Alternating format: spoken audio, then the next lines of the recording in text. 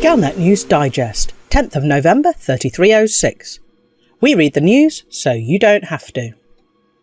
In this week's news, Feds beat back imps from terror system. Republican terror campaign continues to dog empire. Alliance follows ghost ship to riches. Feds beat back imps from terror system.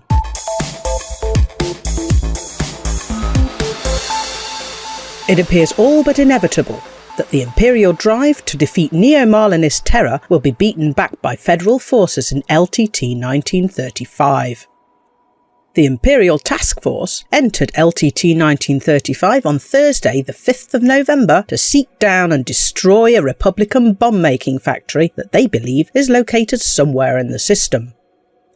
However, the local federal-aligned faction was having none of it, and with the help of a number of independent commanders is close to routing the Imperial Anti-Terror Task Force.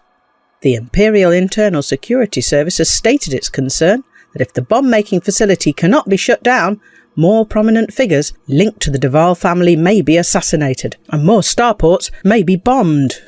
Federal sources say they are concerned that with President Hudson a lame duck after losing the support of his own party following allegations of complicity with those responsible for destroying Starship One, Felicia Winter's noticeable pro-Marlinist leanings may further stoke tensions with the Empire, running the risk of starting an all-out war.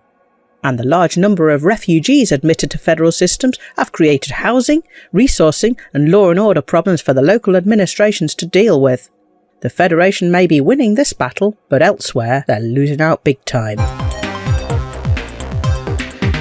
Republican terror campaign continues to dog empire.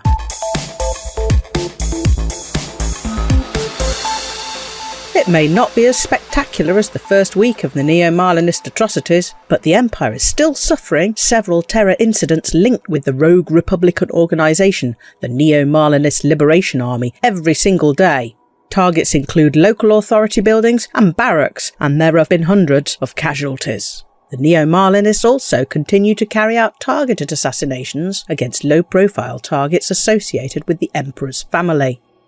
In a rare admission, the Imperial Internal Security Service has conceded that it was not prepared for a well-organised terror attack from within the Empire and has been struggling to regain the initiative. Heavy-handed tactics in systems with large numbers of Republican sympathisers may have proved counterproductive, as the IISS has lost public sympathy and cooperation in these systems. Coupled with the disastrous war in LTT 1935, it seems likely that attempts to suppress Neo-Marlinists may have come to nothing, and that we must expect further atrocities in the coming days. Alliance follows ghost ship to riches.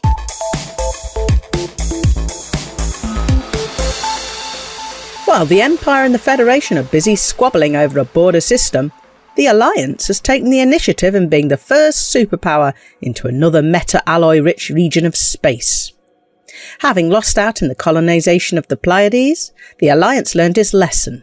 It has long had a monopoly in the California Nebula, and having recently increased its standing in the Witchhead Nebula, it is now the only power to move into position near the Coalsack Nebula to harvest the plentiful barnacle sites that have recently been found in that region by the so-called Ghost Ship Adamastor.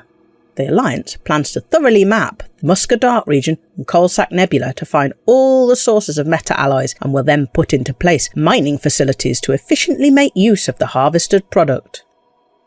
The Alliance has said it has plans to work with terraforming company Sirius Atmospherics in the region, leading to rumours that this may be one of the first regions in space where commanders will be permitted to land on planets with thin atmospheres. As long as the Alliance doesn't encounter any Thargoids in the region, everything should work out just fine. And that's this week's Galnet News. Galnet News. We read the news so you don't have to.